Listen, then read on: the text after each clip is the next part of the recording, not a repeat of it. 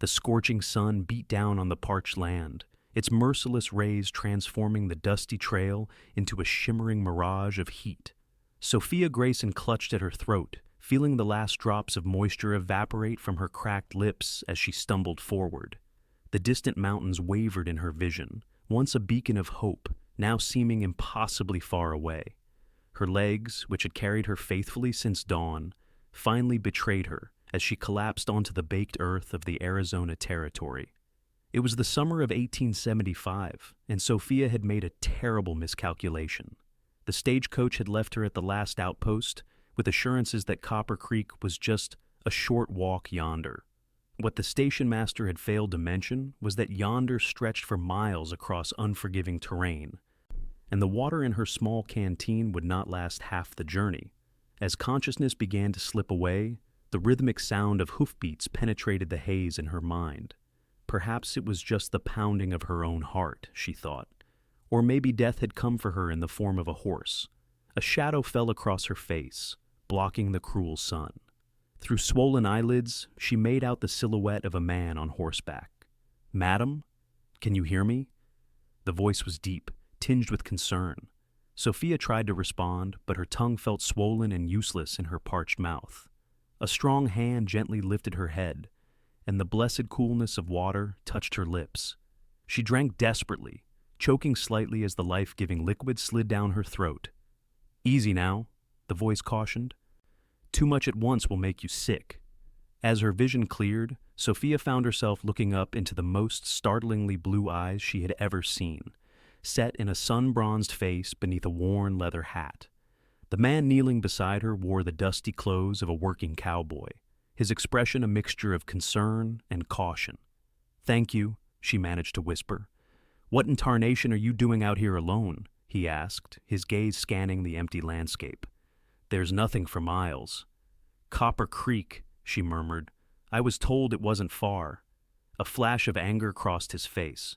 "Whoever told you that was either a fool or a liar. Copper Creek's another 15 miles north." He shook his head. "You're lucky I came along. Another hour in this heat." He didn't need to finish the thought. They both knew what fate would have awaited her. "I'm Nathan Xavier," he said, securing the cap on his canteen. "Most folks call me Nate." "Sophia Grayson," she replied, attempting to sit up. The world spun alarmingly, and she felt his strong hand steady her. "You're in no condition to walk, Miss Grayson. My ranch is closer than town. I'll take you there to recover." Without waiting for her response, he gathered her belongings, a carpet bag, and a small trunk, and secured them to his horse. "I couldn't impose," she protested weakly, even as she wondered how she would possibly make it to Copper Creek on her own. Nathan's expression softened slightly. "It's no imposition. Can't leave you out here to die." He hesitated, then added, "My sister's at the ranch. She'll see to whatever you need." Relief flooded through Sophia at these words. She was not so naive as to blindly trust a stranger, no matter how timely his rescue. But the mention of his sister eased her concerns about propriety. With surprising gentleness for a man of his size, Nathan helped her to her feet and then lifted her onto his horse, a magnificent chestnut stallion. He mounted behind her, one arm securely around her waist to keep her from falling. "Lean back if you need to," he said, his voice close to her ear. "It's about an hour's ride." As the horse began to move, Sophia found herself grateful for the solid presence behind her. Despite the awkwardness of their arrangement, there was something comforting about the way Nathan held her, firm enough to ensure her safety, but careful not to cross the boundaries of propriety. The rhythm of the horse's gait and the heat of the day soon lulled Sophia into a state between wakefulness and sleep. Her head occasionally lolled back against Nathan's shoulder, and each time she would jerk forward, embarrassed. "Rest," he finally said. "I won't let you fall." Something in his tone, a quiet confidence perhaps, or simply human kindness, convinced her to surrender to her exhaustion. As she drifted in and out of consciousness, fragments of her journey flashed through her mind, the letter from her aunt in Copper Creek, offering her a home and a position in the local school, the long train ride from Boston, the increasingly rustic accommodations as she traveled west, and finally, the foolish decision to walk when no transportation was immediately available. She had been so determined to reach her destination, to begin her new life. After her parents' deaths from influenza last winter, there had been nothing left for her in Boston except painful memories and the whispers of society matrons who thought a woman of 22 should have secured a husband by now. Teaching had been her salvation until the school board decided that a younger, more cheerful instructor might better serve the children. Aunt Meredith's letter had arrived like a divine intervention, offering both sanctuary and purpose. Sophia had packed her meager possessions and set out west, armed with determination and woefully inadequate knowledge of the realities of frontier life. "Miss Grayson?" Nathan's voice penetrated her thoughts. "We're almost there." Sophia opened her eyes to see a modest ranch house nestled against a backdrop of red rock formations. A small barn and corral stood to one side, while a vegetable garden bordered by fruit trees occupied the other. Chickens scattered as they approached, and somewhere a dog barked a greeting. The front door of the house swung open, and a young woman with the same striking blue eyes as Nathan stepped out, wiping her hands on an apron. "Nate, you're back early." Her words cut off as she noticed Sophia. "Who's this?" Nathan dismounted smoothly and reached up to help Sophia down. Her legs buckled as her feet touched the ground, and he caught her effortlessly. "Rebecca, this is Miss Sophia Grayson. Found her collapsed on the trail to Copper Creek. Miss Grayson, my sister Rebecca." Rebecca's expression immediately shifted from surprise to concern. "You poor thing. Bring her inside, Nate. I'll fetch some water and something to eat." Sophia found herself being carried up the porch steps and into a tidy, modest home. Nathan set her gently on a sofa, covered with a colorful quilt, and stepped back as Rebecca bustled in with a glass of water and a damp cloth. "Drink slowly," Rebecca instructed, placing the cloth on Sophia's forehead. "You've got a touch of sun sickness. Food can wait until you're steadier." "Thank you," Sophia murmured, overwhelmed by the sibling's kindness. "I don't know what would have happened if your brother hadn't found me." "Don't thank me yet," Nathan said from the doorway. "You're 20 miles from where you need to be, and in no condition to travel." Rebecca shot him a reproachful look. "What Nate means is that you're welcome to stay until you're recovered. We don't get many visitors out here, but we know how to be hospitable." Nathan shrugged and turned to leave. "I'll fetch your things and see to the horse." As he disappeared, Rebecca smiled apologetically. "Don't mind my brother. He's not much for conversation, but he's got a good heart." "He saved my life," Sophia said simply. "That speaks volumes about his character." Rebecca's smile widened. "Indeed it does. Now, rest. We can talk more when you're feeling stronger." Sophia sank back against the cushions, her body finally acknowledging the full extent of its exhaustion. As she drifted off to sleep, she found herself wondering about the taciturn cowboy with the kind hands and cautious eyes who had appeared like a mirage in her moment of greatest need. When Sophia awoke, the slanting rays of late afternoon sun were casting long shadows across the room. For a moment, she was disoriented, the unfamiliar surroundings causing a flutter of panic. Then the events of the day came rushing back: her collapse, Nathan's timely arrival, the ride to the ranch. She sat up slowly, relieved to find her head no longer spinning. A glass of water sat on a small table beside the sofa, along with a plate of biscuits. As she reached for the water, Rebecca entered the room, carrying a bundle of clothing. "You're awake. How are you feeling?" "Much better, thank you," Sophia replied truthfully. "I'm embarrassed to have caused such trouble." Rebecca waved away her concerns. "Nonsense. Anyone would have done the same." She set the clothing on the edge of the sofa. "I thought you might like to freshen up. These are some of my things. They might be a bit large, but they're clean." Sophia touched the simple cotton dress gratefully. "You're very kind." "The washroom is through that door," Rebecca said, pointing. "Take your time. Supper will be ready soon." After washing away the dust of the trail and changing into the borrowed dress, Sophia felt remarkably revived. The dress was indeed a bit loose, as Rebecca was taller and more robustly built, but it was comfortable and smelled of lavender soap. She followed the aroma of cooking to the kitchen, where Rebecca was removing a pan of cornbread from the oven. Through the window, Sophia could see Nathan in the yard, splitting logs with powerful, efficient strokes of an axe. The late afternoon sun gleamed on his bare arms and shoulders, and Sophia quickly averted her gaze, feeling heat rise to her cheeks that had nothing to do with her earlier exposure to the sun. "Can I help with anything?" she asked Rebecca. Rebecca turned with a smile. "You could set the table if you're feeling up to it. Plates are in that cupboard and silverware is in the drawer below." As Sophia arranged the simple place settings, she asked, "Have you and your brother lived here long?" 5 years, Rebecca replied, stirring a pot of fragrant stew. "Nate bought this place after our parents died. It was barely more than a shack back then, but he's worked wonders with it." "Just the two of you?" Rebecca nodded. "I was 16 when our folks passed. Influenza took them both within a week of each other. Nate was 23 and determined I'd finish growing up proper. So he brought me out here instead of leaving me with relatives back east." Her expression softened with affection. "He gave up a lot to raise me right." Sophia thought of her own losses and felt a kinship with this young woman. "My parents also died of influenza just this past winter." Rebecca's eyes filled with sympathy. "I'm sorry. It's a cruel disease." She hesitated, then asked, "Is that why you're heading to Copper Creek?" "Yes. My aunt lives there. She's offered me a home and arranged a teaching position at the local school." "A teacher? How wonderful. We could use more educated people in these parts." Rebecca glanced out the window. "Nate never had much schooling, but he's smart as they come. Built our windmill from a diagram and a catalog, and it works better than any in the county." Before Sophia could respond, the back door opened and Nathan entered, now wearing a clean shirt with his hair damp from washing. His eyes met Sophia's briefly before shifting to his sister. "Something smells good," he said, hanging his hat on a peg by the door. "Venison stew and cornbread," Rebecca replied. "Miss Grayson has kindly set the table."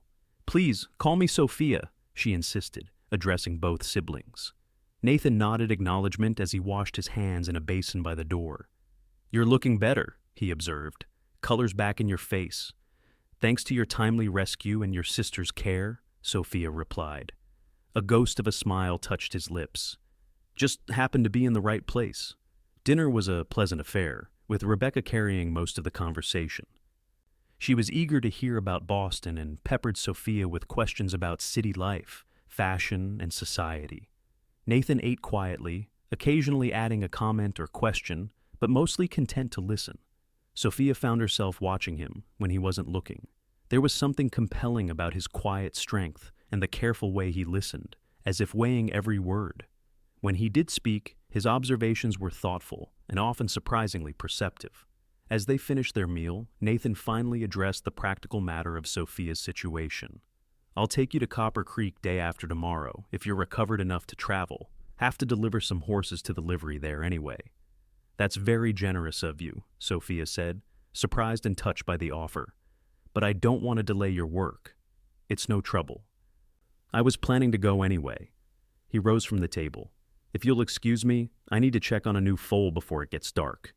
After he left, Rebecca began clearing the dishes. "That's Nate for you, always putting others' needs before his own. He wasn't planning any trip to Copper Creek this week, but he knows you need to get there." Sophia felt a surge of warmth toward the taciturn cowboy. "He doesn't say much, does he?" Rebecca laughed. "Nate believes in letting his actions speak for him, but when he does talk, it's worth listening." She handed Sophia a towel. "You dry, I'll wash." As they worked side by side, Rebecca shared stories of their love on the ranch, the harsh winters, the satisfaction of a good harvest, the challenges and joys of frontier life. Sophia found herself envying the young woman's clear contentment with her life. So different from the restless dissatisfaction that had plagued Sophia in Boston. Later that evening, as Sophia settled into the comfortable guest bedroom, she found herself thinking about Nathan Xavier. There was something so solid about him, so reassuringly dependable. In a world that had recently proven itself chaotic and unpredictable, such steadfastness was deeply appealing. She chided herself for the direction of her thoughts. Nathan was simply a kind stranger who had helped her in a moment of need. In 2 days, he would deliver her to Copper Creek, and their brief acquaintance would end. Sophia closed her eyes, telling herself that the slight pang this thought caused was merely gratitude, nothing more. The next morning, Sophia woke to the sounds of the ranch coming to life, a rooster crowing, the distant lowing of cattle, the clank of metal from the direction of the barn. For a moment, she lay still, savoring the unfamiliar sounds and the clean, fresh scent of the air flowing through the open window. When she entered the kitchen, Rebecca was kneading dough, flour dusting her forearms. "Good morning. Did you sleep well?" "Wonderfully," Sophia admitted. "Better than I have in months." "Country air will do that," Rebecca said with a smile. "Nate's been up for hours. He's in the corral working with the horses for town, if you'd like to take him some coffee. Otherwise, make yourself comfortable. Breakfast will be ready soon." Sophia hesitated only briefly before reaching for the coffee pot. "I'll take it to him. I'd like to see more of the ranch." Rebecca's smile widened slightly. The blue mug is his favorite, carrying the steaming mug carefully. Sophia made her way to the corral where Nathan was working with a sleek bay horse, guiding it through turns with subtle movements of the reins. He looked completely at ease, moving with a natural grace that belied his size. When he noticed her approaching, he brought the horse to a halt and dismounted in one fluid motion. "Good morning," Sophia called, lifting the mug slightly. "Rebecca thought you might like some coffee." Nathan's expression softened as he accepted the mug. "Thank you." He took a sip and nodded appreciation. "How are you feeling today?" "Much restored," she replied truthfully. "Your home has healing properties, I think." A hint of a smile touched his lips. "Clean air and good water make a difference." He gestured toward the bay. "This is one of the horses I'm taking to town tomorrow. Mr. Hollister at the bank ordered him special." Sophia approached the fence, admiring the animal's glossy coat and intelligent eyes. "He's beautiful. Did you raise him from a foal?" Nathan nodded, a hint of pride in his expression. "His dam was my first good breeding mare. He's got her temperament steady but spirited." "Like his trainer, perhaps?" The words slipped out before Sophia could consider them, and she felt heat rise to her cheeks. Nathan's eyebrows rose slightly, but his response was interrupted by Rebecca calling them for breakfast. As they walked back to the house, Sophia was acutely aware of his presence beside her, not touching, but close enough that she could feel the warmth radiating from him. After breakfast, Rebecca announced that she needed to visit a neighbor whose child was ill. "I'll be back by supper," she said, gathering a basket of remedies and fresh bread. "Sophia, please make yourself at home. Nate, don't forget to show her the view from the ridge. It's too beautiful to miss." As Rebecca rode off on her gentle mare, Sophia suddenly realized the impropriety of being alone with Nathan. As if reading her thoughts, he said, "I'll be working in the barn most of the day. The house is yours to rest in." Relief and a curious disappointment mingled in Sophia's response. "Actually, I'd like to help if I could. I'm fully recovered and not used to idleness." Nathan studied her for a moment, then nodded. "There's mending in Rebecca's basket if you're handy with a needle, or I could use help sorting seeds for next season's planting." "The seeds, please," Sophia said quickly. Her needlework had always been mediocre at best, a source of constant disappointment to her mother.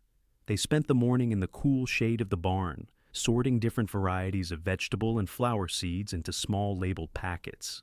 Nathan explained the system he had developed for crop rotation and how certain plants complemented each other when grown together. "You know a great deal about farming for a rancher," Sophia observed. "Out here, you can't afford to specialize too much," he replied. "Cattle and horses are our main business, but a good garden means we eat well year-round. Rebecca preserves enough to see us through winter." "It's impressive what you've built here," Sophia said sincerely. "Rebecca told me a little about how you started with almost nothing."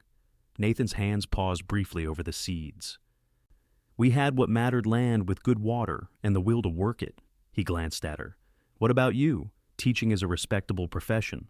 Why leave Boston for a frontier town?" Sophia considered how to answer. "After my parents died, there was nothing keeping me there.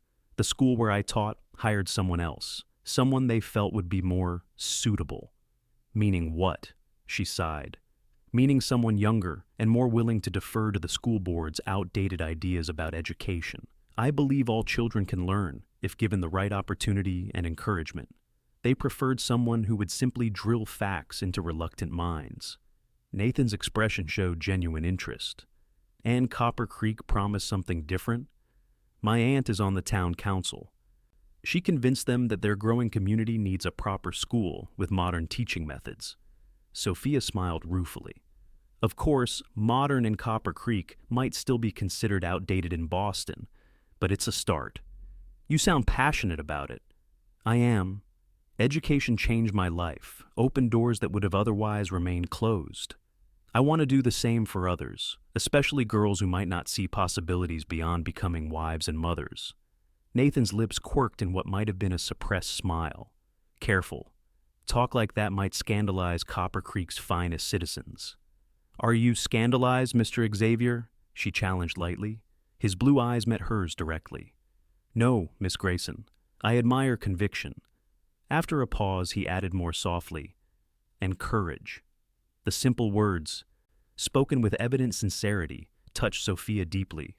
Throughout her life, her determination had more often been labeled as stubbornness, her passionate beliefs dismissed as feminine fancy.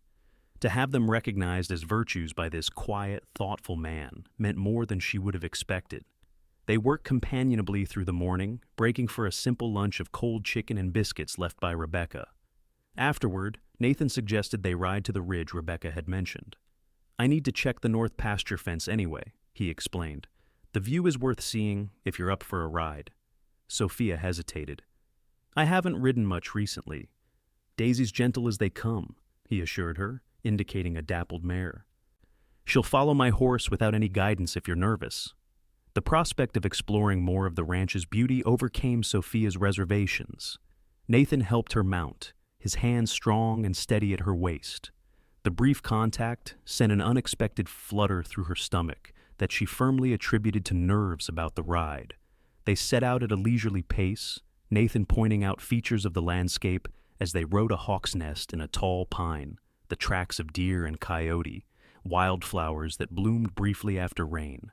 Sophia found herself charmed by his evident love for this wild, beautiful land and his knowledge of its smallest details. As they crested the ridge, Sophia gasped at the panorama spread before them. The valley below was a patchwork of green pastures and golden fields, bordered by dramatic red rock formations. In the distance, mountains rose in purple majesty against the vast blue sky. It's magnificent, she breathed. Nathan dismounted and helped her down from Daisy. This is my favorite spot on the ranch, he admitted, leading her to a flat rock overlooking the valley. I come here to think. They sat side by side, a respectable distance between them, absorbing the peaceful beauty of the scene. After a comfortable silence, Nathan spoke. When I first saw this land, it was during a drought. Everything was brown and dying. The previous owner was selling cheap, convinced nothing would grow here. What made you buy it? Sophia asked. This view, he said simply, and the creek that never runs dry, even in the worst years. I knew if we could survive the first season, we could make something good here. And you have, Sophia said softly. Nathan turned to look at her, his blue eyes thoughtful. It's still not what it could be. I have plans more cattle, better breeding stock for the horses, maybe an orchard on the south slope. It sounds wonderful. It's a lot of work for one man. He looked away, back to the vista. And Rebecca won't stay forever. She's had 3 marriage proposals already. Eventually, she'll accept one. Sophia heard the unspoken concern in his voice. You worry about being alone. He shrugged, a barely perceptible lift of one shoulder. It's the natural order of things. Children grow up, start their own families. But who takes care of the ones who take care of everyone else? Sophia asked gently. Nathan's gaze returned to her face, something unreadable in his expression. For a moment, Sophia thought he might say more, but he simply stood and offered his hand to help her up. We should check that fence line before heading back, he said. As they rode toward the north pasture, Sophia found herself studying Nathan's straight back and broad shoulders, wondering about the man beneath the quiet exterior. He was so different from the polished, educated men she had known in Boston, men who spoke eloquently about art and literature, but rarely built or created anything of substance. Nathan Xavier's hands were calloused from real work, his knowledge earned through experience rather than books, his character shaped by responsibility and sacrifice. When they reached the fence line, Nathan dismounted to repair a section where the wire had come loose from a post. Sophia watched as he worked efficiently, his movements economical and practiced. Have you always worked with horses? She asked. He nodded without looking up from his task. My father raised them in Colorado. I learned from him, then worked on other ranches before buying this place. And you never wanted to do anything else? This time he did look up, a hint of curiosity in his expression. Never saw the point in wanting what I couldn't have. I'm good with horses. It's honest work. But if you could have done anything, Sophia persisted, intrigued by this glimpse into his thoughts. Nathan was quiet for so long that she thought he might not answer. Finally, he secured the last of the wire and said, "Might have been an engineer. I like figuring out how things work, building things that last." He gestured toward a windmill visible in the distance. "Designed that myself. Brings up more water than the old hand pump ever did." Sophia smiled. "Rebecca told me about it. She's very proud of you." A flush of color touched Nathan's tan cheeks. "Rebecca talks too much," he muttered, but there was affection in his tone. He mounted his horse in one fluid motion. "We should head back. Storm's coming." Sophia looked up in surprise. The sky still seemed largely blue to her, with only a few clouds gathering in the west. "How can you tell?" "Air pressure's changing, can feel it in my ears, and the birds have gone quiet." He nudged his horse closer to hers. "We have about an hour before it hits, plenty of time if we don't dawdle." They rode back at a brisker pace, and Sophia began to notice the signs Nathan had mentioned: the unnatural stillness, the heaviness in the air. By the time they reached the ranch yard, dark clouds were building on the horizon, and a cool wind was picking up. "Bring the horses into the barn," Nathan instructed as they dismounted. "I'll check the chicken coop and make sure everything's secured." Sophia led the horses into the barn as directed, removing their saddles as she had seen Nathan do earlier. She was brushing Daisy's coat when Nathan entered, carrying an armful of kindling. "Storm's moving fast," he said. "Might be a bad one." As if in confirmation, a distant rumble of thunder sounded. Nathan efficiently checked the barn doors and windows, ensuring everything was secure. "Let's get to the house before it breaks." They hurried across the yard, just as the first fat raindrops began to fall. By the time they reached the porch, the sky had darkened dramatically, and the wind was whipping the trees. Nathan held the door for Sophia, and they entered the warm kitchen as the heavens opened in earnest, rain lashing against the windows. "What about Rebecca?" Sophia asked, suddenly concerned. "She'll stay at the Johnsons' if it gets too bad," Nathan assured her. "Hannah Johnson wouldn't let her leave in a storm." He moved to stoke the fire in the stove. "These summer storms can be fierce, but usually pass quickly." As if contradicting his words, a brilliant flash of lightning illuminated the room, followed almost immediately by a deafening crack of thunder. Sophia jumped, and Nathan gave her a reassuring look.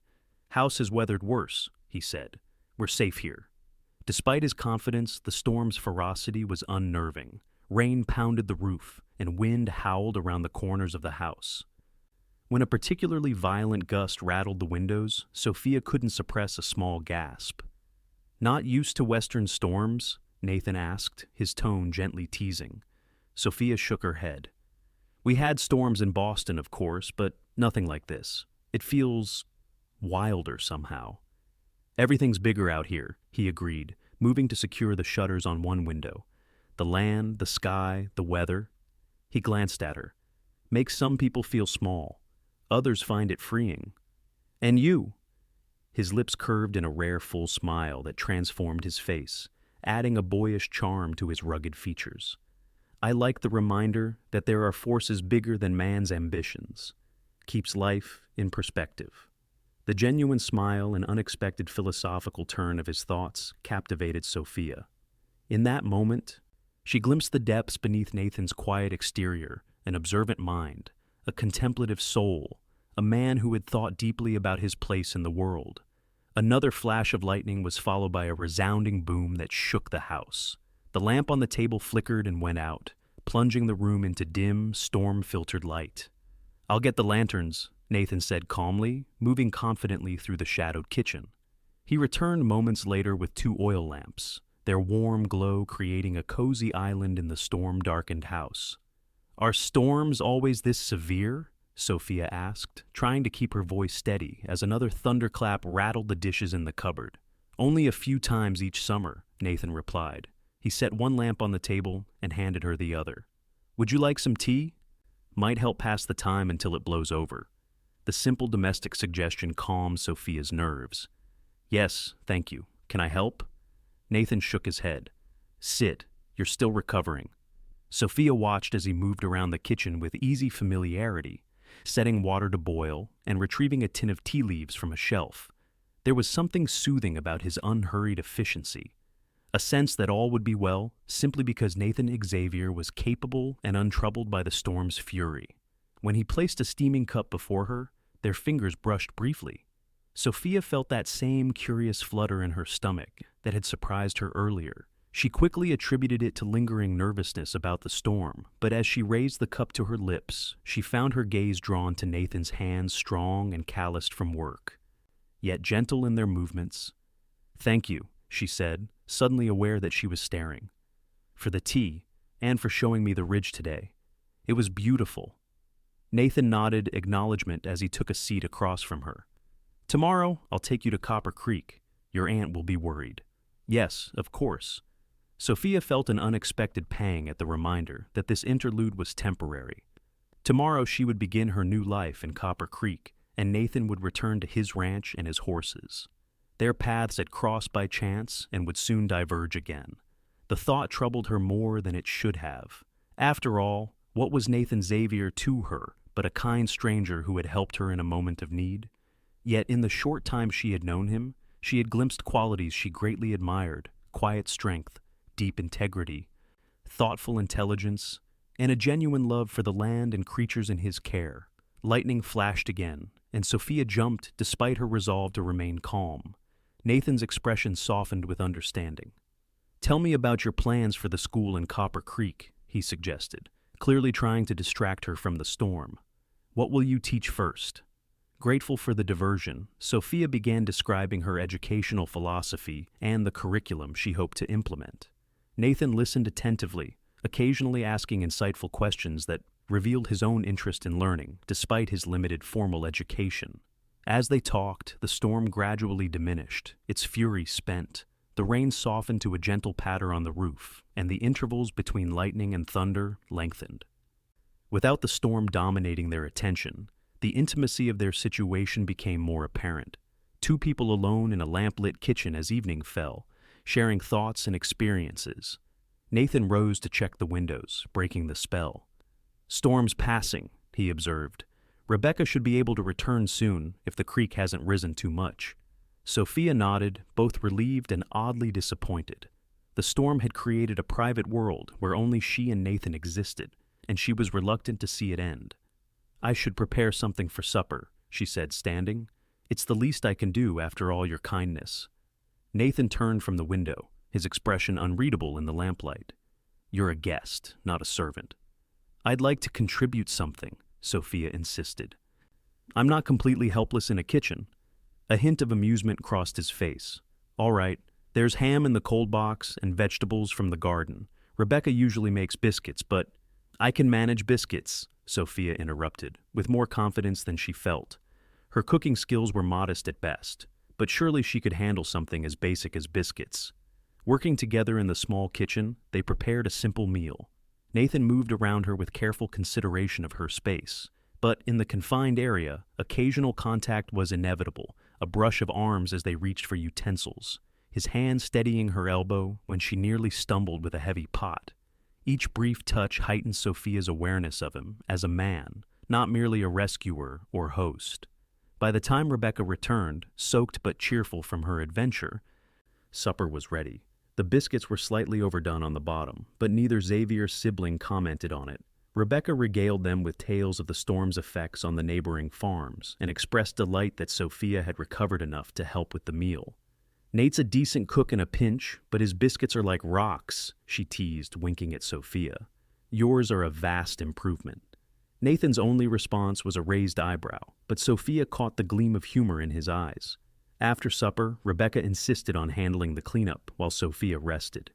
"You'll have a long day tomorrow, traveling to Copper Creek," she reminded her, "and I know Nate will want an early start." As Sophia prepared for bed that night, she found herself reluctant to sleep, knowing it would bring morning and her departure all the more quickly. She sat by the window, watching the occasional flash of distant lightning and listening to the soft sounds of the ranch settling for the night. Tomorrow, she would meet her aunt and begin building a new life in Copper Creek. It was what she had planned, what she had traveled thousands of miles to accomplish. Yet now, the prospect filled her with a curious melancholy. In just 2 days, the Xavier Ranch had begun to feel like a place where she belonged. Rebecca's easy friendship and Nathan's quiet strength created an atmosphere of safety and purpose that resonated deeply with Sophia. The thought of leaving brought an ache she hadn't anticipated. "Don't be foolish," she whispered to herself. "You barely know these people." But as she finally slipped into bed, Sophia knew that wasn't entirely true. In moments of crisis and simple daily tasks, people revealed their true nature more clearly than in years of formal acquaintance. She had seen enough of Nathan Xavier to recognize a man of exceptional character, the kind of man who was increasingly rare in a world that valued appearance over substance, words over deeds. Sleep came slowly, filled with dreams of endless trails and a blue-eyed cowboy who always remained just out of reach. Morning arrived with the cheerful chorus of birdsong and golden light streaming through the window. Sophia dressed carefully in her own clothing, now clean, and pressed thanks to Rebecca's attention. She packed her few belongings and straightened the guest room before joining the siblings for breakfast. The kitchen was filled with the aroma of coffee and frying bacon. Rebecca greeted her warmly, while Nathan nodded from his position by the stove, where he was turning pancakes with practiced ease. "Did you sleep well?" Rebecca asked, pouring Sophia a cup of coffee. "Yes, thank you," Sophia replied, not entirely truthfully. Her night had been restless, filled with mixed emotions about the day ahead. "Nate says you'll leave after breakfast," Rebecca continued. "I've packed some food for the journey." "That's very kind of you," Sophia said, genuinely touched by the young woman's thoughtfulness. "You've both been so generous. I don't know how to thank you properly." "No thanks needed," Nathan said, setting a plate of pancakes on the table. "Anyone would have done the same." Rebecca rolled her eyes. "Anyone would not have done the same, and you know it, Nate Xavier." "Accept the lady's gratitude gracefully." A hint of color touched Nathan's cheeks. "You're welcome, Miss Grayson." "Sophia, please," she reminded him. "After sharing your home, I think we can dispense with formalities." He nodded once, the corner of his mouth lifting slightly. "Sophia, then." The way he said her name, with a slight softening of his usually pragmatic tone, sent a warm current through her veins. Sophia busied herself with serving pancakes to hide her reaction. Breakfast was a subdued affair, with Rebecca making most of the conversation as usual. She extracted a promise from Sophia to write, and let them know how she settled in Copper Creek, and insisted that Sophia must visit whenever possible. "It's only 20 miles, Rebecca pointed out. "The stage runs twice a week. Or Nate could fetch you when he goes to town."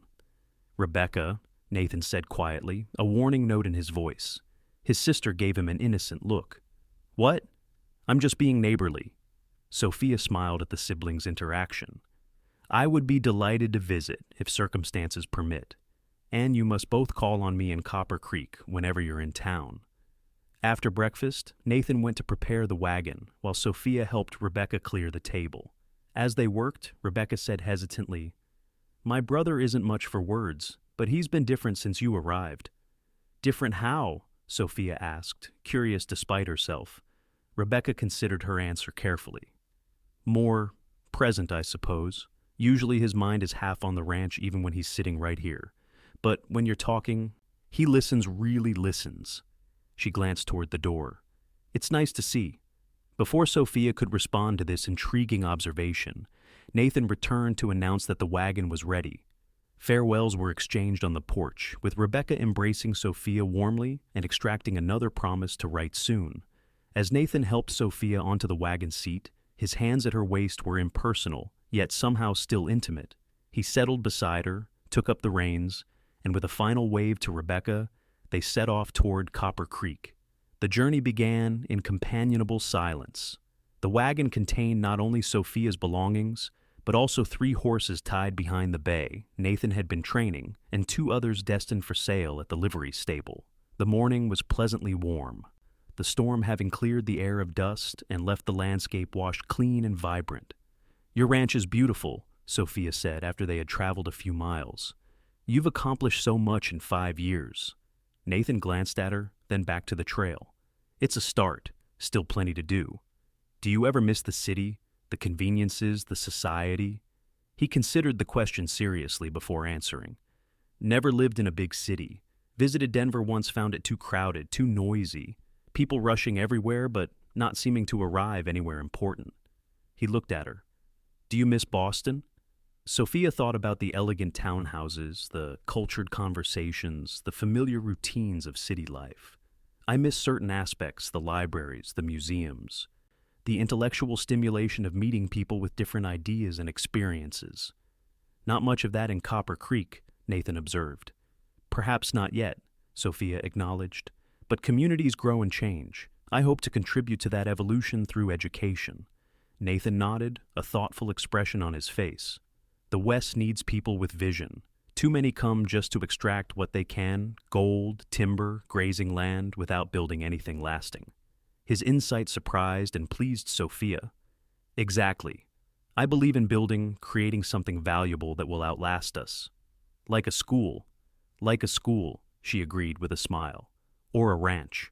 The comparison seemed to please him, and they fell into easy conversation about their respective endeavors, the challenges of education on the frontier, and the difficulties of building a sustainable ranch. Sophia was struck again by Nathan's intelligence and thoughtfulness. He might lack formal education, but his mind was sharp and his observations keen. As they traveled, the landscape gradually changed, becoming less wild and more cultivated as they approached Copper Creek.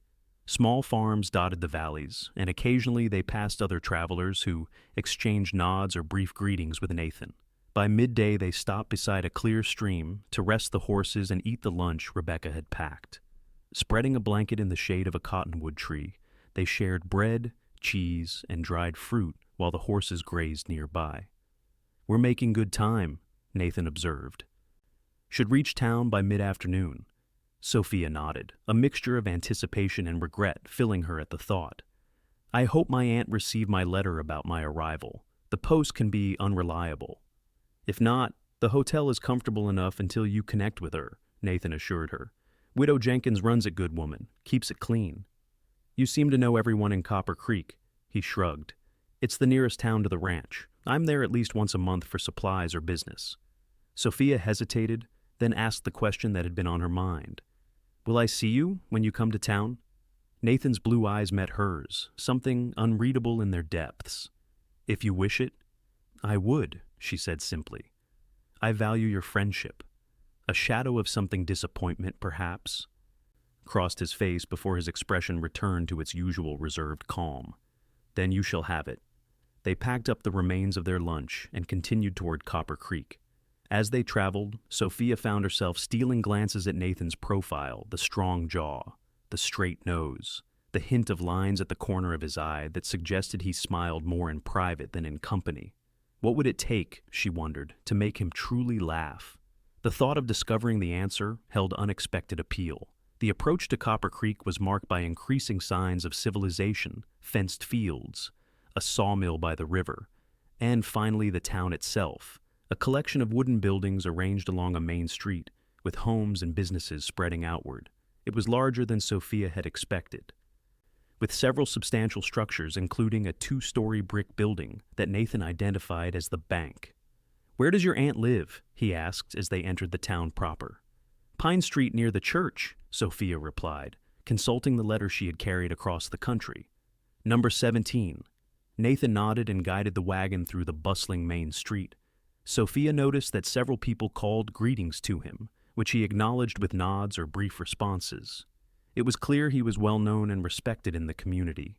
Pine Street proved to be a pleasant residential avenue lined with modest but well-maintained homes. Number 17 was a tidy white house with green shutters and a small garden in front. As the wagon pulled up, the front door opened to reveal a tall, silver-haired woman who bore a striking resemblance to Sophia's late mother. Aunt Meredith, Sophia breathed, a lump forming in her throat at this living connection to her parents. Nathan helped her down from the wagon with gentle hands. I'll bring your trunk, he said quietly. Meredith Grayson descended the porch steps with dignity, her arms outstretched. Sophia, my dear girl. At last. The reunion was emotional, with Meredith embracing Sophia tightly and then holding her at arm's length to study her face. You look so like your mother at your age, she said, her voice thick with emotion. It's like seeing my sister again. I'm so grateful to be here, Sophia replied sincerely. Meredith turned her attention to Nathan, who stood respectfully waiting with Sophia's trunk. Nathan Xavier, she said warmly. Thank you for escorting my niece, though I must say, I expected her on yesterday's stage. There was no stage, Sophia explained. I foolishly attempted to walk from the last outpost and collapsed from the heat. Mr. Xavier found me and took me to his ranch to recover. Meredith's eyebrows rose dramatically. Good heavens, what an ordeal! She fixed Nathan with a penetrating look. It seems I owe you a significant debt of gratitude, Mr. Xavier. Nathan shook his head. No debt, Mrs. Grayson. Anyone would have done the same. I highly doubt that, Meredith replied dryly. Please, bring Sophia's trunk inside, and you must stay for tea, I insist.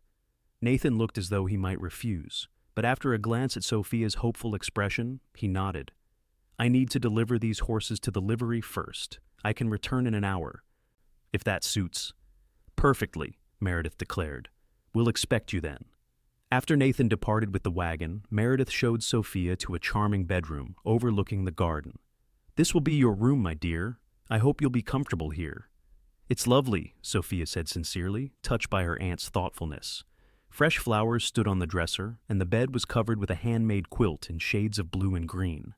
As they unpacked Sophia's belongings, Meredith gently probed for details about her journey, and especially her unexpected stay at the Xavier Ranch. Sophia found herself speaking more about Nathan than she had intended: his timely rescue, his quiet competence, his evident love for the land. Meredith listened with shrewd attention. When Sophia finished, her aunt said casually, Nathan Xavier is considered quite a catch in Copper Creek, you know. Several young ladies have set their caps for him, but he's shown no particular interest in any of them. Sophia felt her cheeks warm. He was simply being kind to a stranger in distress. Meredith's knowing smile suggested she wasn't convinced. Of course, dear. Now, let's prepare for tea. Mr. Xavier strikes me as a man who values punctuality. True to his word, Nathan returned exactly an hour later, freshly shaved and wearing a clean shirt. He had also brought a small parcel, which he presented to Meredith. Rebecca sent preserves, he explained. Wild strawberry her specialty. How thoughtful, Meredith exclaimed. Your sister's preserves are renowned. Please thank her for me. They took tea in Meredith's pleasant parlor, with sunlight streaming through lace curtains and the scent of roses from the garden drifting through open windows. Nathan seemed uncomfortable at first in these refined surroundings, perched on the edge of his chair as if prepared for a quick escape. But as Meredith engaged him in conversation about local matters, he gradually relaxed. Sophia watched their interaction with interest. Her aunt was clearly respected in the community, and Nathan treated her with deference while still speaking his mind on the topics she raised: water rights for outlying ranches, the proposed railway spur, the need for expanded educational facilities. This last subject naturally led to discussion of Sophia's role in the community. The school board is eager to meet you, Meredith told her. They've arranged a gathering for tomorrow afternoon at the church hall. So soon? Sophia asked, suddenly nervous about making a good impression. No time like the present, Meredith replied briskly. The current school term ends next week, and they want you settled before the new term begins in September. Nathan set down his teacup. Miss Grayson Sophia has excellent ideas about education. Copper Creek is fortunate to have her. The simple vote of confidence meant more to Sophia than elaborate praise from others might have. Nathan was not a man who offered empty compliments, which made his words all the more valuable. As the tea concluded, Nathan rose to take his leave. I should return to the ranch before dark. Of course, Meredith said. Thank you again for bringing Sophia safely to me. You must dine with us soon, say, Sunday after church. Nathan hesitated, then nodded. Thank you, Mrs. Grayson. At the door, Sophia stepped onto the porch with him, while Meredith tactfully remained inside. The late afternoon sun gilded Nathan's features, highlighting the blue of his eyes and the golden strands in his brown hair. Thank you for everything, Sophia said softly. I don't know what would have happened if you hadn't found me. You're safe now, he replied, his voice equally low. That's what matters. Impulsively, Sophia reached out and touched his arm. I meant what I said earlier. I value your friendship, Nathan. I hope I'll see you again soon. Something flickered in his eyes, a warmth, a possibility before he carefully schooled his features. "Sunday, after church," he confirmed.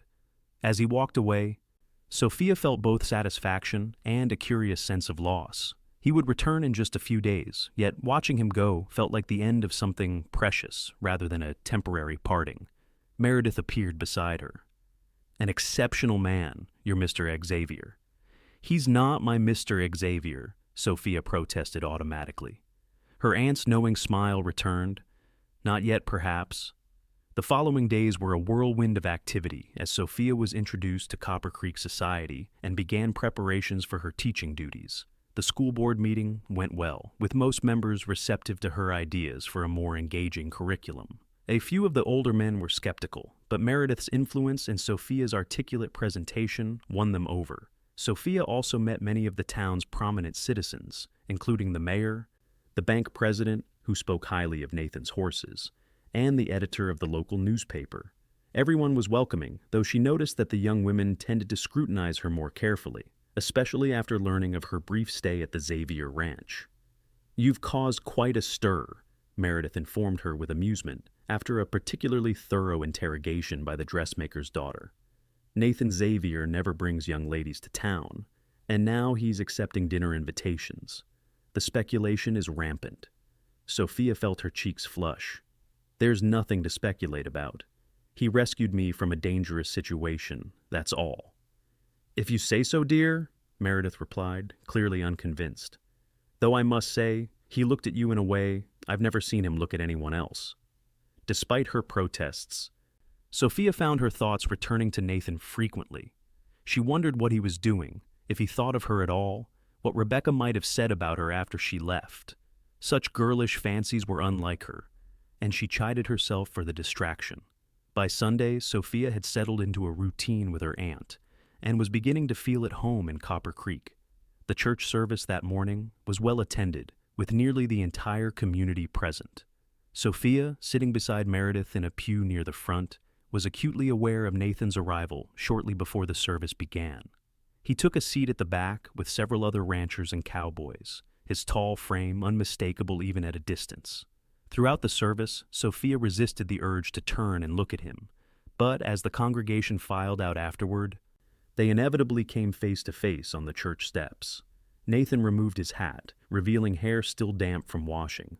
"Good morning, Mrs. Grayson, Miss Grayson," he said formally, mindful of the many eyes watching their interaction. "Mr. Xavier," Meredith replied with a warm smile. "We look forward to seeing you for dinner at 1 o'clock. "Thank you, madam. I'll be there." His gaze shifted to Sophia. "Miss Grayson." "Mr. Xavier," she responded, aware of the interested stares from those nearby. "I trust your sister is well?" "Very well, thank you. She sends her regards." The polite exchange revealed nothing of Sophia's inner turmoil or the way her pulse quickened under Nathan's steady gaze. They parted with formal nods, but as Sophia walked home with her aunt, she was conscious of a heightened anticipation for the afternoon ahead. Nathan arrived promptly at 1 o'clock, bearing a small bouquet of wildflowers for Meredith and a book for Sophia, a volume of poetry by Longfellow that he somewhat shyly admitted had been his mother's. "Rebecca thought you might enjoy it," he said, though something in his expression suggested the gesture had been his own idea. Sophia accepted the book with genuine pleasure. "Thank you. I left most of my books in Boston. There wasn't room in my trunks for everything." The dinner was pleasant, with Meredith proving herself an excellent cook and gracious hostess. She kept the conversation flowing, drawing out Nathan's opinions on various topics while allowing Sophia to share her impressions of Copper Creek. As the meal progressed, Sophia noticed Nathan becoming more at ease, occasionally offering dry observations that revealed a subtle humor she hadn't fully appreciated before. After dessert, a berry pie that Nathan praised enthusiastically, Meredith suggested that Sophia show their guests the garden while she prepared coffee.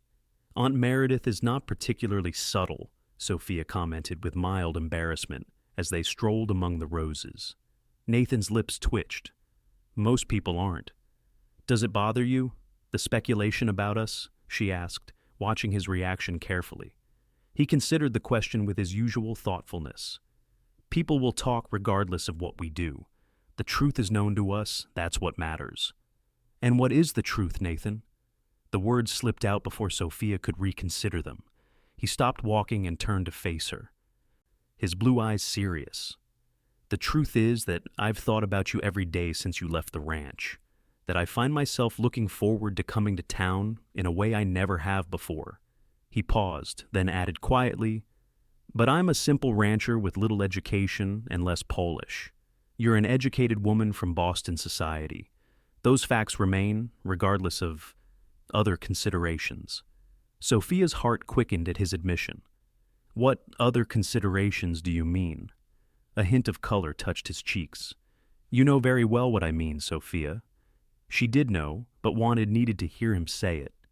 Tell me anyway. Nathan looked away, toward the distant mountains, then back to her face. I admire you, he said simply. Your courage in coming west alone, your passion for education, your kindness to Rebecca, your beauty. The last word was almost a whisper. Sophia felt warmth bloom in her chest at his honest words. I admire you too, Nathan. Your integrity, your quiet strength, the way you've built something meaningful with your own hands. She hesitated, then added softly, I think about you too, more than I probably should. For a moment they stood in silence, the air between them charged with unspoken possibilities. Then Nathan cleared his throat and took a small step back, restoring propriety to their interaction. We should return to the house, he said, though his eyes lingered on her face. Your aunt will be waiting. The remainder of Nathan's visit passed pleasantly, with conversation flowing more easily now that certain truths had been acknowledged, if not fully explored. When he finally took his leave, Meredith tactfully disappeared, allowing them a private farewell on the porch. When will you be in town again? Sophia asked. Next Saturday for supplies, Nathan replied. Would you like to ride out to the ridge I showed you? The wildflowers should be at their peak. The invitation, clearly considered carefully before being offered, touched Sophia deeply. I would like that very much. A rare, full smile transformed Nathan's face. I'll call for you at 10, if that's convenient. It's perfect, Sophia assured him. After he left, Sophia returned to the parlor to find Meredith pretending to read, a knowing smile playing about her lips. Not a word, Aunt Meredith, Sophia warned, though she couldn't suppress her own smile. I wouldn't dream of it, my dear, Meredith replied innocently. Though I will note that Nathan Xavier looks at you the way a man dying of thirst looks at water. Sophia blushed, but didn't deny it. The week ahead suddenly seemed very long indeed. The days passed in a blur of activity as Sophia familiarized herself with the school and its students. The current teacher, Miss Winters, was eager to retire and readily shared her knowledge of the children and community. Sophia visited several families, winning over skeptical parents with her genuine interest in their children's education and her practical approach to learning. Throughout it all, thoughts of Nathan were a constant undercurrent. She found herself wondering what he would think of her plans for the school, imagining conversations they might have about books or ideas, picturing his rare smile when something amused him. By Saturday, Sophia was both nervous and excited about their planned outing. Meredith helped her prepare a picnic lunch and offered the loan of a riding habit, as Sophia had not thought to bring one from Boston. It was my riding costume when I was younger, Meredith explained as Sophia tried on the deep green outfit. The style is a bit dated, but it's practical and becoming with your coloring. Nathan arrived promptly at 10, leading 2 horses, his own chestnut stallion and a gentle mare for Sophia. He had clearly made an effort with his appearance, wearing a clean shirt and newer denims, his hair freshly trimmed. You look lovely, he said simply when he saw Sophia in the riding habit. Thank you. Will this costume be practical enough for our ride? Nathan nodded approval. Perfect for the trail. He secured the picnic basket to his saddle and helped Sophia mount, his hands lingering briefly at her waist. They rode out of town, attracting curious glances from Saturday shoppers. Sophia was conscious of the picture they presented the new schoolteacher and the respected rancher, clearly enjoying each other's company. By evening, the gossip would be circulating throughout Copper Creek. Once beyond the town limits, Nathan relaxed visibly. How are you finding Copper Creek? He asked. Is it what you expected? Better in some ways, more challenging in others, Sophia replied honestly. The community is more diverse than I anticipated, with a real hunger for education. But there are significant gaps in resources, books, maps, even basic supplies like paper and pencils. Nathan nodded, understanding. Freight costs are high. Everything has to be hauled in by wagon until the railroad spur is completed. The school board seems supportive but limited in what they can provide financially, Sophia continued. I may need to be creative in finding solutions. Nathan was quiet for a moment, then said, I might have some ideas about that. There are ranchers and merchants who would contribute to education if approached properly. Many of them never had schooling themselves, but want better for their children. Sophia glanced at him with surprise and appreciation. Would you be willing to help me approach them? They clearly respect you.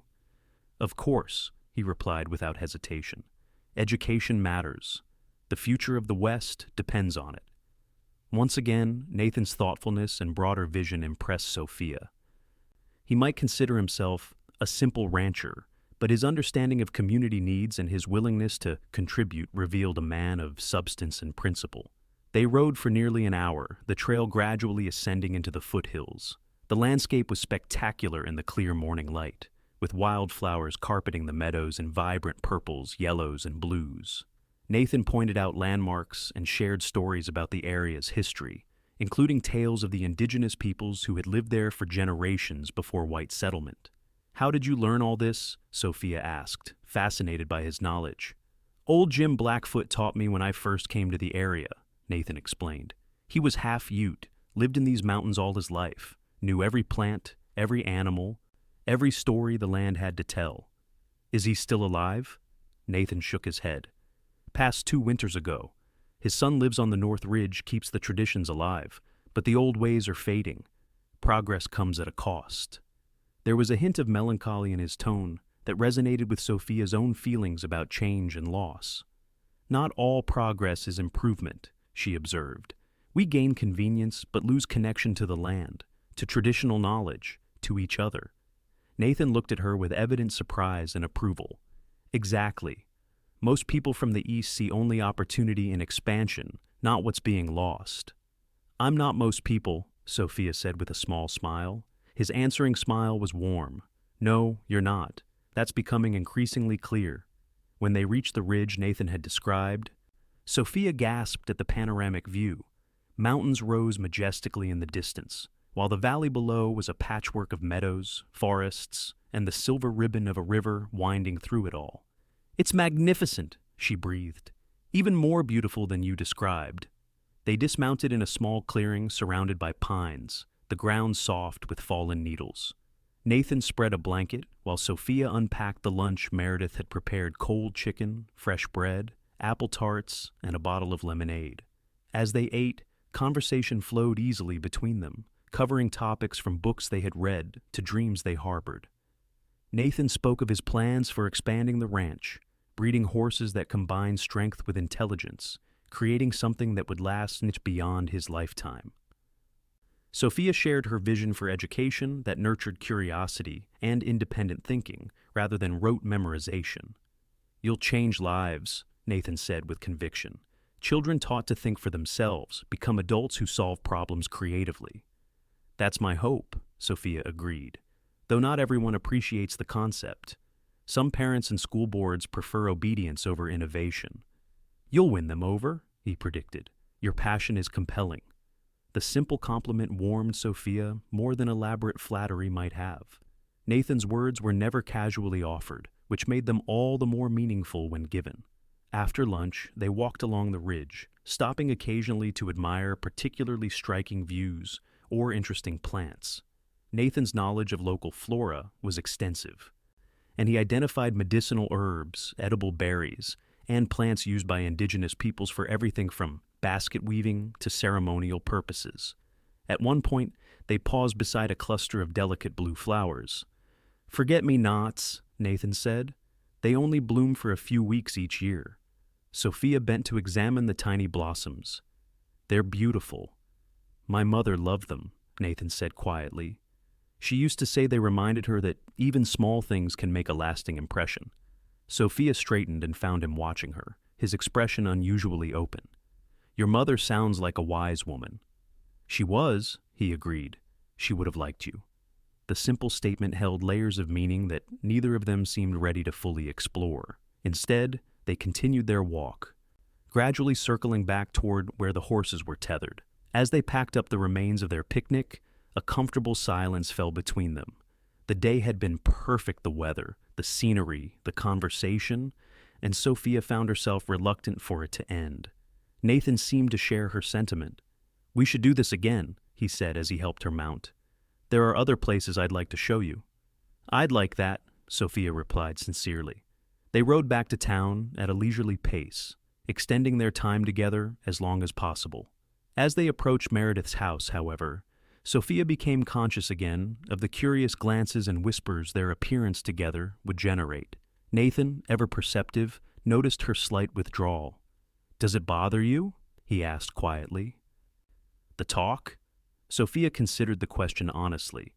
"Not for myself, but I'm concerned about my position at the school. If there's gossip about my personal life, it might affect how parents view me as a teacher."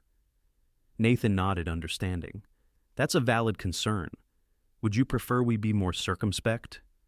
"No," Sophia said firmly, surprising herself with the certainty of her answer. "I enjoy your company too much to pretend otherwise. But perhaps we should be mindful of appearances, proper chaperoning, that sort of thing." "Your aunt doesn't seem opposed to our friendship," Nathan observed with a hint of humor. Sophia laughed. "Aunt Meredith is decidedly in favor of it, though she tries to pretend otherwise. But not everyone will be so open-minded." They reached Meredith's house, where Nathan helped Sophia dismount with his usual care. As her feet touched the ground, his hands lingered at her waist a moment longer than strictly necessary, and their eyes met in silent acknowledgement of the growing connection between them. "Thank you for a wonderful day," Sophia said softly.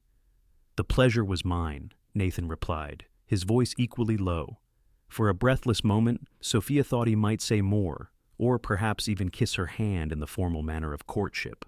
Instead, he stepped back, maintaining the propriety they had just discussed. "Will you be at church tomorrow?" he asked. "Yes, with Aunt Meredith." "Perhaps. Perhaps you and your aunt would join Rebecca and me for lunch afterward, at the hotel restaurant?" The invitation in public, proper, and clearly significant, made Sophia's heart leap. "We would be delighted." Nathan's smile was brief but genuine. "Until tomorrow, then." As he rode away, Sophia stood watching until he turned the corner. Only then did she enter the house, where Meredith was waiting with barely contained curiosity. "Well," her aunt prompted, "did you have a pleasant outing?" "Very pleasant," Sophia confirmed, unable to suppress her smile. "And we're invited to join Nathan and Rebecca for lunch after church tomorrow." Meredith's eyebrows rose. "Indeed, how very public." "Yes," Sophia agreed. "I believe that's the point." Her aunt studied her face for a moment, then nodded approval. "Nathan Xavier is a man who understands the value of reputation, especially for a school teacher. He's proceeding with proper respect for your position in the community." "We're just friends?" "Aunt Meredith," Sophia felt compelled to say, though the words rang hollow even to her own ears.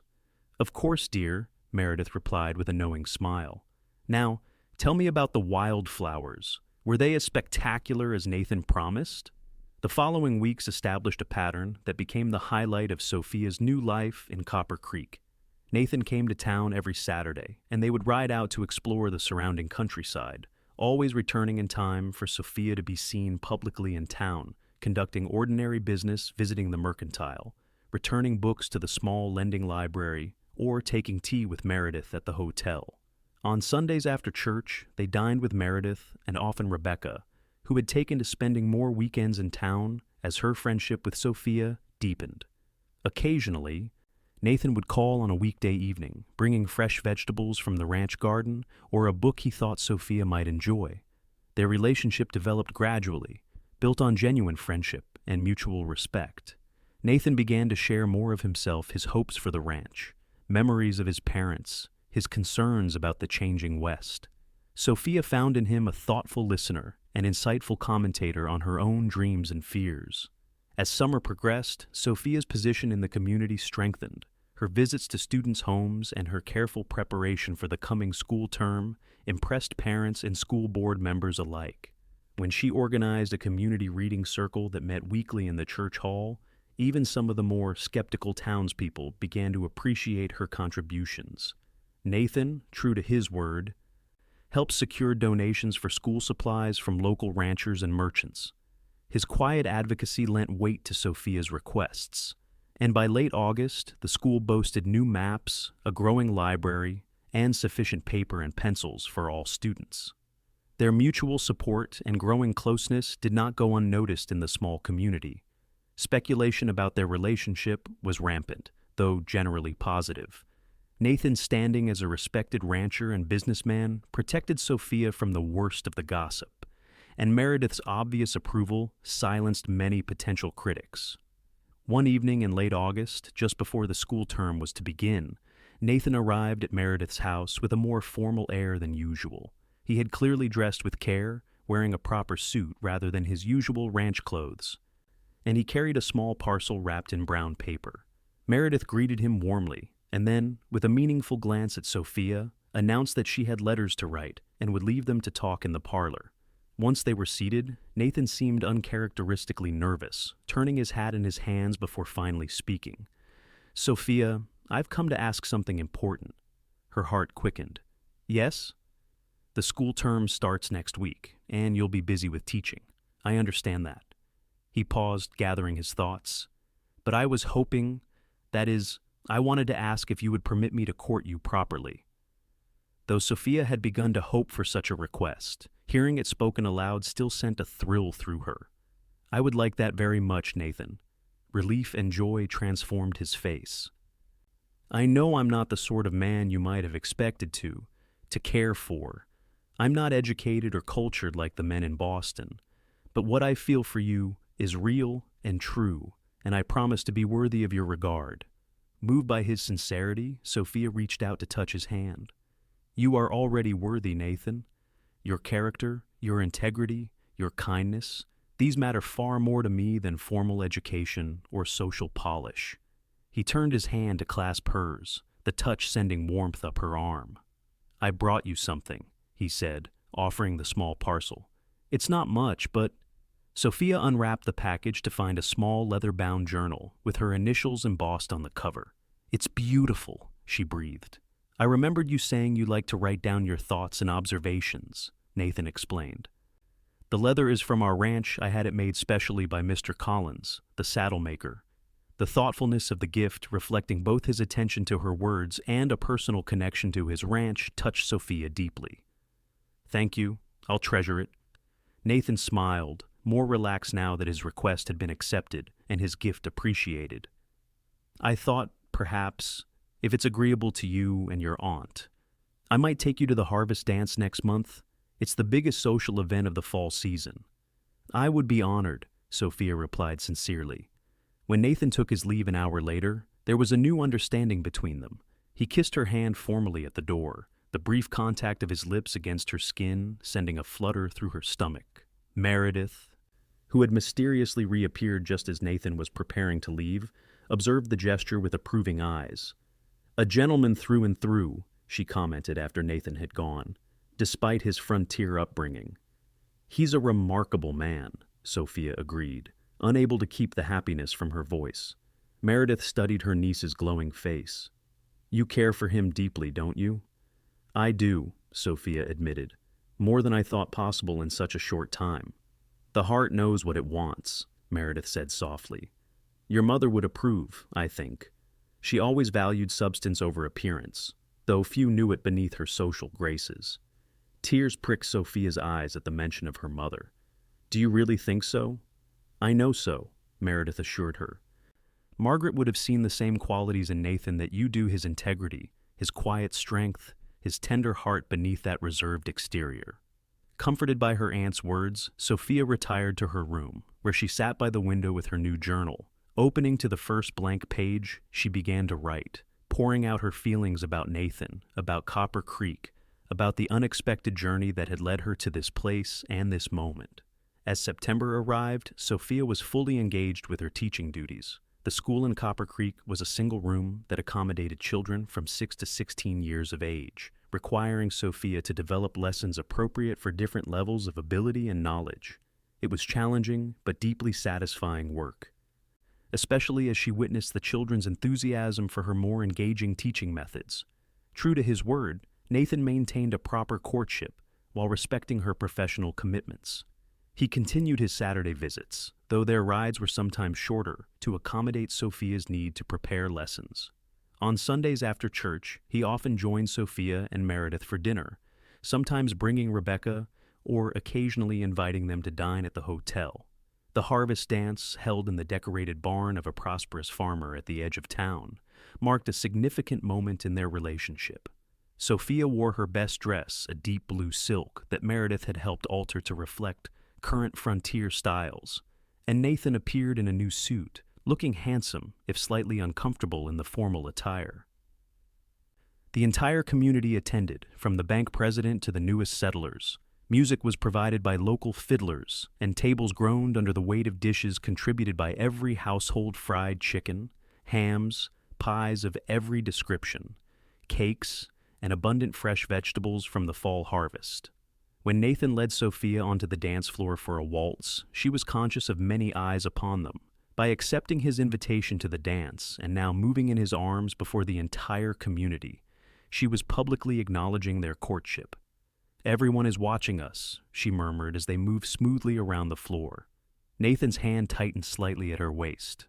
"Let them watch. I'm proud to be seen with the most beautiful, intelligent woman in Copper Creek." The simple compliment, delivered with such evident sincerity, warmed Sophia's heart. "And I'm proud to be escorted by the most honorable man I've ever known." The look Nathan gave her, then tender, passionate, and filled with promise, made her breath catch. For a moment, the crowded barn faded away, and there was only the two of them, moving in perfect harmony to the music. Later that evening, as they walked back to Meredith's house under a canopy of stars, Nathan stopped in a pool of moonlight and turned to face Sophia. "I need to tell you something," he said, his voice low and serious. Sophia's heart quickened. "Yes?" "When I found you on the trail that day, collapsed from the heat, I thought at first you were a mirage." His blue eyes held hers intently.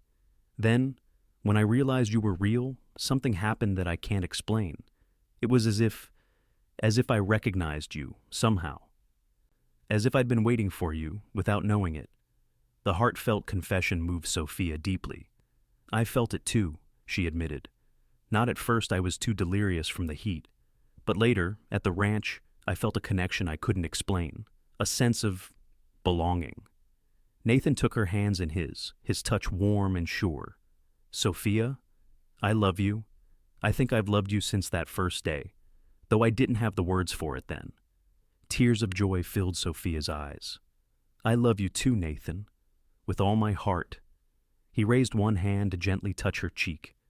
"May I kiss you?" he asked, his voice a whisper. At her nod, he leaned down and pressed his lips to hers in a kiss that was both tender and reverent, a perfect expression of the love that had grown between them. When they parted, Sophia felt as though her heart might burst with happiness. "I want to spend my life with you," Nathan said, still holding her close, "to build something lasting together, a home, a family, a legacy." "Nothing would make me happier," Sophia replied truthfully. They sealed this understanding with another kiss before continuing to Meredith's house, where Nathan formally requested permission to call on Sophia with the intention of marriage. Meredith, her eyes suspiciously bright, gave her blessing without hesitation. The news of their engagement spread quickly through Copper Creek, generating generally positive reactions. The school board, after initial concerns about losing their teacher, was reassured when Sophia confirmed her intention to continue teaching at least through the current school year. The wedding was set for Christmas Eve, allowing time for proper preparations and for Sophia to complete her first term of teaching. The months of their engagement were busy, but joyful, with Sophia dividing her time between her students and planning for her future with Nathan. Together, they decided that Sophia would move to the ranch after their marriage. Rebecca, who had recently accepted a proposal from the young doctor who had come to Copper Creek in October, would remain until her own wedding in the spring, ensuring propriety and a smooth transition for the household. Nathan, with characteristic thoughtfulness, began adding a room to the ranch house that would serve as a library and private study for Sophia. "You'll need a place for your books and papers," he explained. "Somewhere quiet to write or read when you want solitude." This consideration for her needs and interests only deepened Sophia's love for him. Nathan might not have extensive formal education, but his natural intelligence and respect for learning were evident in everything he did. As the wedding approached, Sophia found herself reflecting on the extraordinary journey that had brought her to this point. The devastating loss of her parents, the disappointment of losing her teaching position in Boston, the grueling journey west, the near disaster on the trail, all had led to this unexpected happiness with a man so different from anyone she might have imagined for herself, yet so perfectly suited to her in all the ways that truly mattered.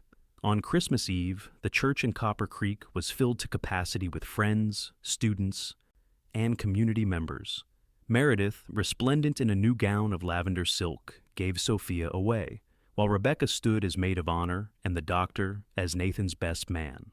Sophia wore a gown of ivory satin with delicate lace at the collar and cuffs, a gift from Meredith, who had ordered it specially from Denver.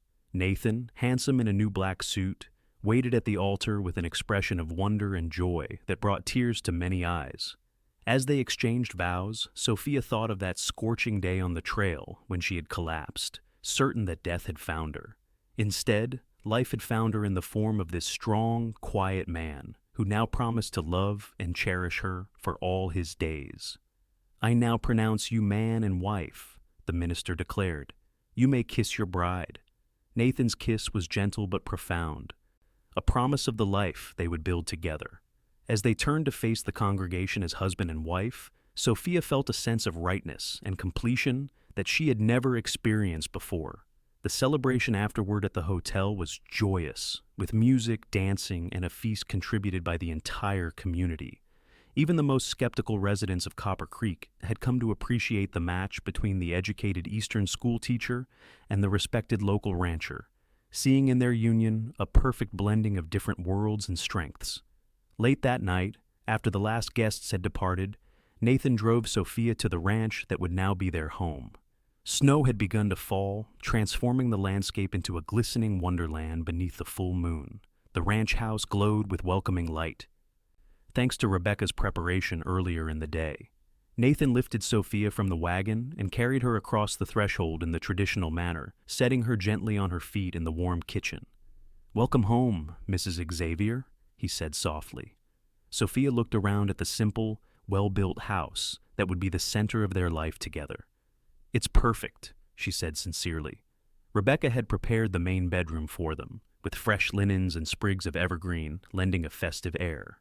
After giving them a quick tour of her preparations, she tactfully retired to her own room, leaving the newlyweds to their privacy. Later, as they lay in each other's arms, Sophia marveled at the journey that had brought her to this moment of profound contentment. "If I hadn't collapsed on that trail," she murmured against Nathan's chest, "we might never have met." His arms tightened around her. "I like to think we would have found each other somehow. Some things are meant to be." Sophia smiled in the darkness. The school teacher and the cowboy. No one would have predicted it. "The best stories are often unexpected," Nathan replied, pressing a kiss to her hair, "and ours is just beginning." 5 years later, Sophia stood on the porch of their expanded ranch house, watching as Nathan taught their 4-year-old son, James, to ride his first pony. The little boy's laughter carried across the yard, mingling with the happy babbling of their 2-year-old daughter, Emma, who was playing with blocks at Sophia's feet. The years had brought many changes and blessings. The ranch had prospered under Nathan's careful management. His horses now sought after throughout the territory for their intelligence and stamina. Sophia had continued teaching for 2 years after their marriage, riding to town 3 days a week until James's birth made the arrangement impractical. Now she divided her time between her family and tutoring the children of neighboring ranchers who lived too far from town to attend school regularly. She had also begun writing educational materials specifically designed for frontier schools, which were being used in communities throughout the region. Rebecca and her doctor husband had built a house in town, but visited frequently with their own children, maintaining the close family bonds that were so important to all of them. Meredith had moved to the ranch after suffering a mild heart ailment, occupying a comfortable suite of rooms that Nathan had added to the house. Her health had improved in the clean mountain air, and she delighted in her role as grandmother and family matriarch. Life was not without challenges. Drought had threatened one year, and a harsh winter had claimed some of their cattle. But together, Sophia and Nathan had weathered each difficulty with the same strength and partnership that had characterized their relationship from the beginning. As Nathan helped James dismount from the pony and sent him running toward the house, Sophia felt a wave of gratitude for the life they had built together. Her husband caught her eye and smiled that rare, full smile that still made her heart skip a beat before following their son toward the porch. "He's a natural," Nathan said proudly as James raced past them into the house, presumably to tell Meredith about his adventure. "Like his father," Sophia replied, leaning into Nathan's embrace as he joined her. They stood together, watching the sun begin its descent toward the distant mountains that had become so familiar and beloved. The ranch spread before them gardens, orchards, pastures, and barns, all created through their shared vision and hard work. "Any regrets?" Nathan asked softly, a question he posed occasionally, as if still amazed by his good fortune. Sophia turned in his arms to face him, seeing in his beloved features the same steadfast character and quiet strength that had drawn her to him from the beginning. "Only that I didn't collapse from heat exhaustion sooner," she replied with a smile. Nathan laughed and pulled her closer. "I thank God every day for guiding me to that trail at exactly the right moment." "As do I," Sophia murmured, rising on tiptoe to kiss him. "As do I." As the sun set over their home, casting long golden shadows across the land they both loved, Sophia reflected on the mysterious workings of fate and fortune. A missed stagecoach, a foolish decision to walk in the heat, a cowboy who happened to be riding that particular trail. Each seemingly random event had been a step on the path that led to this life of purpose and deep, abiding love. Sometimes, she thought, the journey itself, with all its unexpected turns and trials, was preparation for the destination. And sometimes, collapsing under the heat was simply the first step toward finding the place where one truly belonged.